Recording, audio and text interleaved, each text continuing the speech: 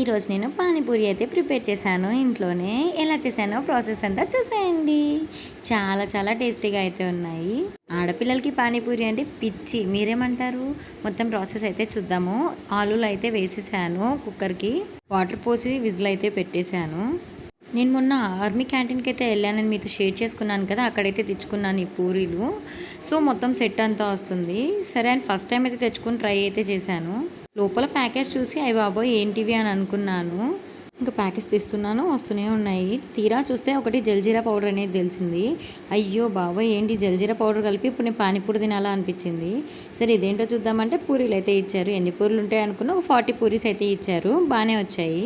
ఇంక ఇదైతే నేను ఇన్స్టాగ్రామ్లోనూ అలా ఇలా చూశాను, పొంగనాల పెనంలో అయితే చేసామనేసి. సరే నేను ట్రై చేద్దామనేసి ఇలా కొత్తగా అయితే ట్రై చేశాను. మా మమ్మీ అయితే అరుస్తూనే ఉంది, ఏంటి అది అన్ని కొత్త కొత్తవన్నీ అనేసి.